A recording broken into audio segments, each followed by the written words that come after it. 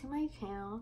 So today's video is going to be my labor and delivery story because there's a lot that went on when the cameras weren't rolling. So I'm just going to be telling my story, and I do have baby Aizen eating right now because when I was about to sit down and make this video, of course, forgot it was time for him to eat, so he's eating. So those are the noises that you'll hear if you hear the noises. So let's begin. So September 5th was my induction date, and I do have everything written down so that I am prepared and just like I don't lose my train of thought as I'm telling this story. So let's begin. So it was the morning of September 5th. We woke up, we showered, I ate a small breakfast, Chris showered, he ate a small breakfast, and then we quickly got ready and we headed to the hospital. My induction time was scheduled at 11 a.m. so we were leaving the house at like 10 something, so we literally had to rush there. But when we got there, it took like a while for us to check in, and I was so anxious, and I was like, can we hurry up? I want to get in my room already. I was so anxious. I was ready to have this baby. We finally got into our room and we were met by our nurse. She was very sweet and very generous and very helpful, as all nurses should be. So we got into the room, I got into my gown. She asked all the questions that need to be asked when you're first like getting prepared and getting things going, and then she set my IV up. She then informed me that the midwife and other doctors would be in to start the induction process. A while later, the midwife eventually came in with the other doctors, and they wanted to check me because I was having regular contractions, but like I didn't feel them. But like I guess my body knew what was going down this day and wanted to contract.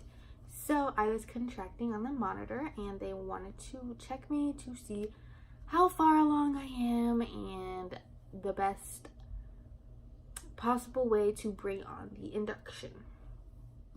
So they checked my cervix to see how dilated I was, and I was 4 centimeters, almost 5, and then I believe I was 80% effaced.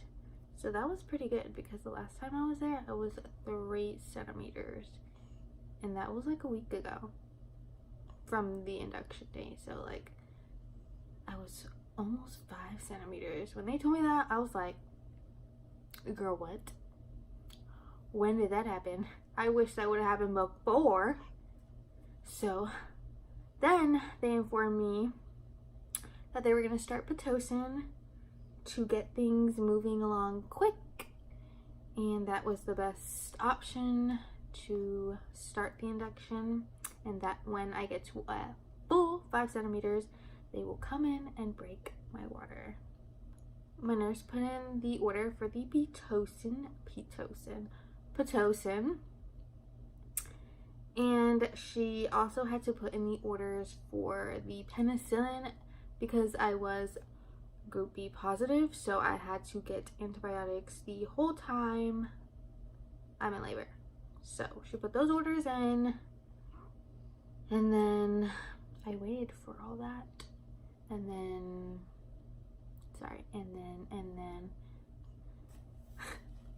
I waited for all of that. She came back with it, hooked me all up, and got the process going. And the midwife did tell me that when I start to feel those really painful contractions, to get the epidural quick because she recommends that I have the epidural when they break my water, since it might hurt. I don't know. She just recommended that I get the epidural before they break my water. So that's what I did. Stay tuned for the rest of the story. When the antibiotics started going, it hurt so freaking bad. Like, I was in so much pain. It was worse than the contractions I was feeling at that moment. It hurt so bad. I had to like rub my arm, lift my arm up. I had to do everything to try to get this pain to go away, and it didn't go away. So I had to just suck it up and be a boss about it and just try to ignore it. But I couldn't because it hurt really bad. But I did it, so go me. So after a while, I waited for the contractions to get worse so I could call in my epidural. And after a few hours, they did get worse, and I requested my epidural because Pitocin contractions are the worst. If you've had to be induced with Pitocin or have had to get Pitocin, you know what I'm talking about. The contractions are no joke, girl. So the anesthesiologist came in pretty quickly when I requested the epidural. So I was super surprised that I was very, very nervous to get the epidural. My anxiety started to act up and I started to shake really bad because I was really scared because of my past experience I've had with the epidural. And I will get into that a little later. Before I get into what happens with my epidural next, I'm going to inform you all that the hospital that I went to is in fact a teaching hospital. So they have students there learning off the doctors, or students there that go to school and are training, you know, just like in Grey's Anatomy, exactly like Grey's Anatomy. That's what my hospital is. Okay, so let me move on with the next part. My anesthesiologist comes in and I notice that there's a student with her. I'm thinking to myself, oh shit, I forgot to request that I don't want any students involved with my visit at the hospital. And I so wish I didn't forget that, because what I'm about to tell you is why I didn't want students at my visit at the hospital dealing with my labor and delivery. No offense to all of the students there, but it's just I've had really bad experiences with the teaching aspect of the hospital. So let me move on. Okay, so I noticed the student is walking in behind the anesthesiologist, and with my luck, the student is doing my epidural. So she begins the process. She sets everything up, dresses my bag, and all that stuff that is involved with the epidural. I'm then asked by the student assistant anesthesiologist to relax and get into the position that you have to get in for the epidural, which is like hunched over, and you have to relax your shoulders and sit in that position while you're having painful ass contractions. So I'm still shaky at this point because I'm freaking out because it's happening all over again. Like the same experience I had with my last birth is happening again right now. So I'm still shaking and I'm trying to relax myself so I don't mess her up. So I let things go smoothly as possible. So I'm like, woosah, Alyssa, calm down. Don't mess her up. Calm down. Everything's gonna be fine. You're gonna be fine, girl. This epidural is gonna be so quick and easy. You got this, Alyssa. Relax. That's what I'm telling myself in my head, okay? She then informs me that the worst part is about to happen, which is the little sting that feels like a bee sting. And that happens. And then I'm in that position still. I'm noticing it's taking quite a while for her to find the place that you need to find to put the catheter down for the medicine. I'm in so much discomfort sitting there while she's doing this, taking a while. I'm like,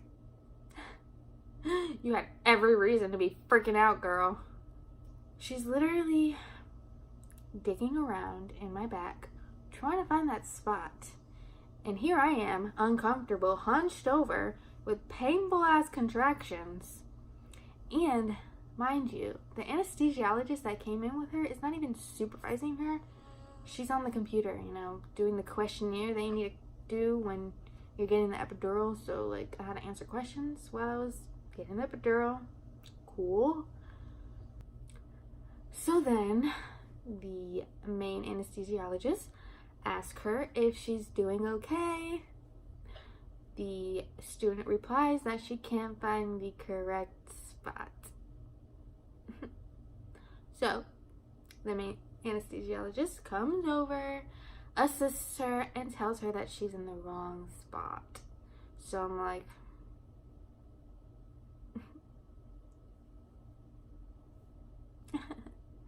so they inform me that they have to poke me again. So I'm like, I knew this was gonna happen. I knew I was in for this. I was so scared.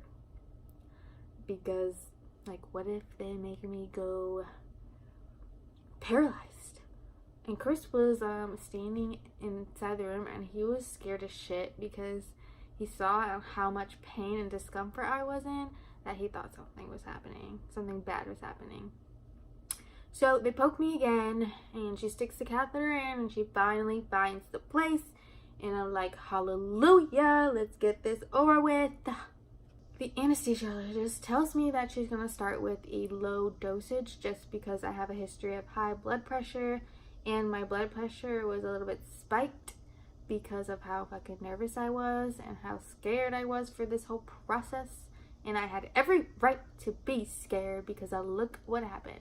The same experience I had with my son is happening with my second son. So I had every right to be scared and nervous for the epidural. But no more. No more. Last epidural. Last kid. I'm done. After a while, I start to feel the epidural kick in. I can still move my legs, but like the contractions are like barely there. So I'm like, yes, girl, lit, no pain. Time passes, and at around 7:30 p.m., they come in to check me to see if I'm 5 centimeters dilated, because that means they can break my water. And sure enough, I was. So that's exactly what they did. They broke my water, and then this is when the real contractions start to kick in. So after they broke my water, time passes, and my nurse comes in and tells me that I need to turn on my side because baby's heart keeps dipping. So she helped me turn over because I was a little bit too numb to do it by myself. And honestly, I was a little worried about the epidural because the anesthesiologist did tell me that to lift up and not drag it. And like with the epidural, I couldn't feel shit. So I was like scared that I was gonna drag it and move it out of place.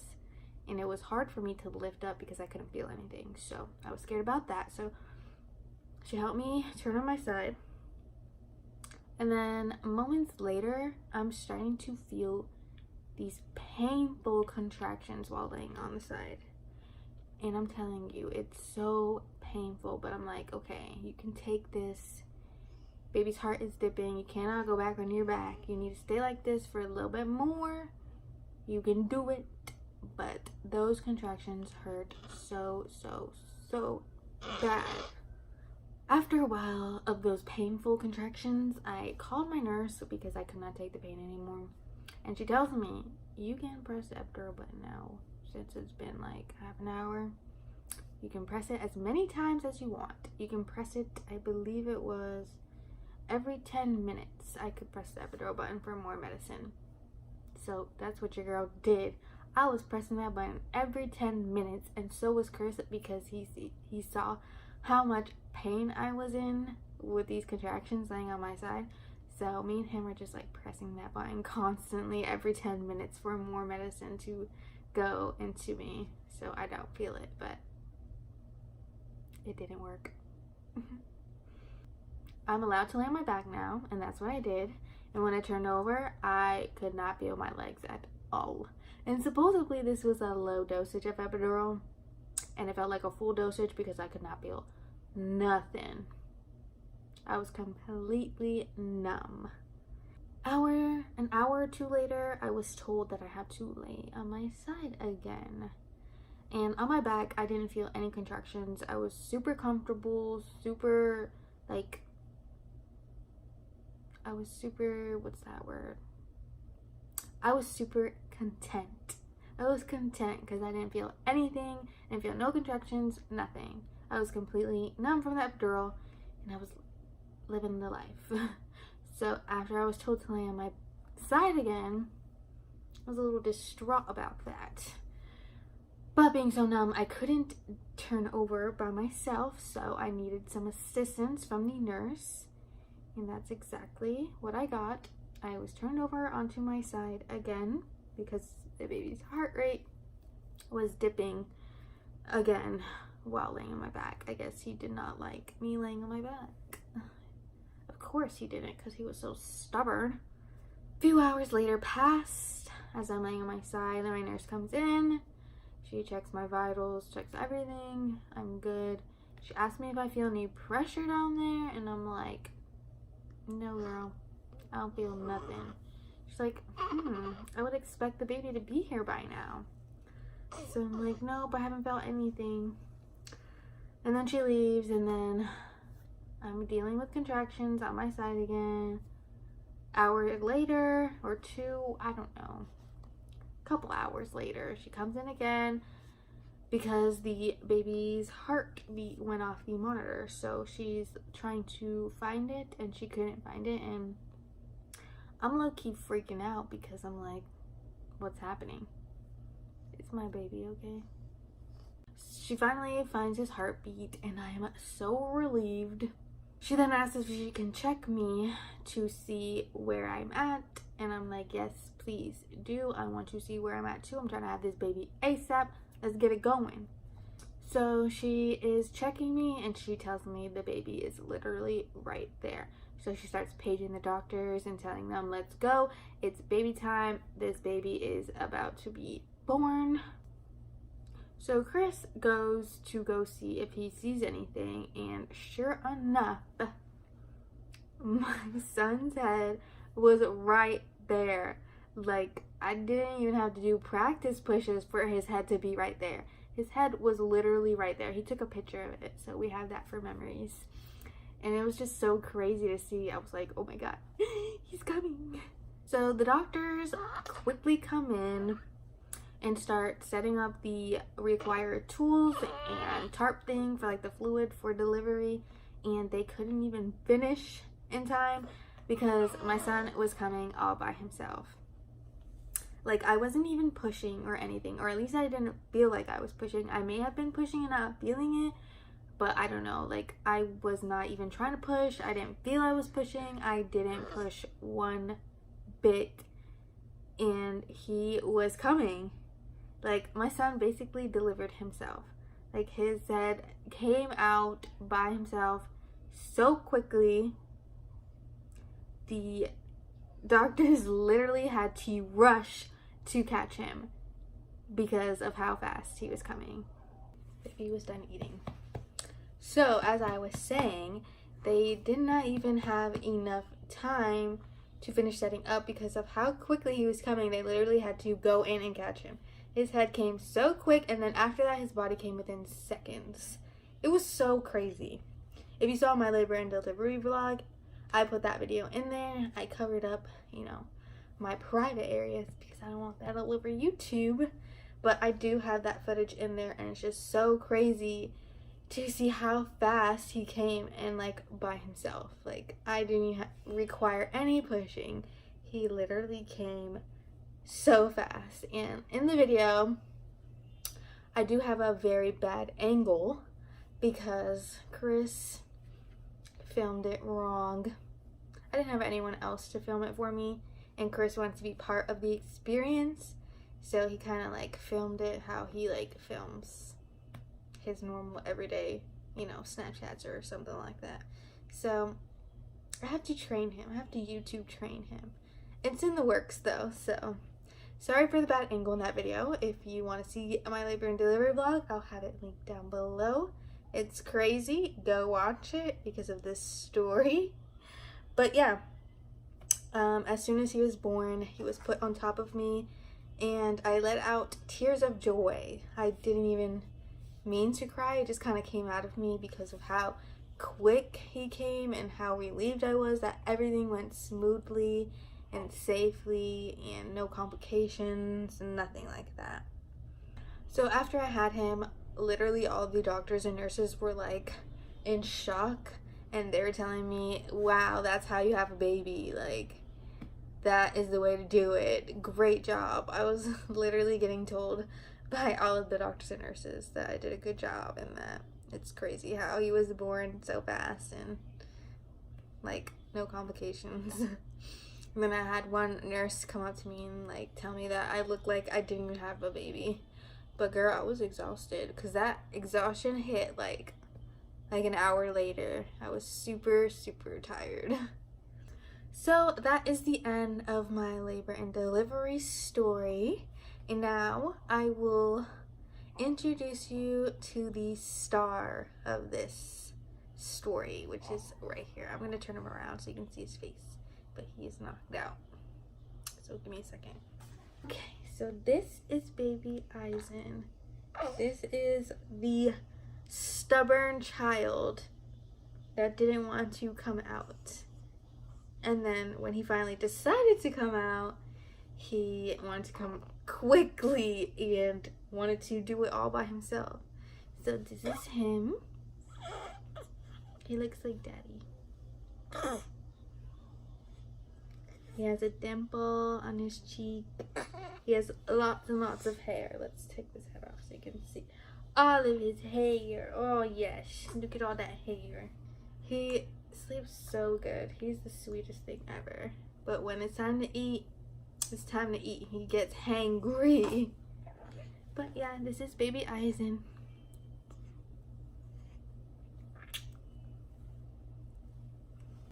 Okay, so I hope you all enjoyed my story. I hope you all never have to experience an epidural like that, like I did. And if you enjoyed this video, please give us a like. And if you are not subscribed already, subscribe.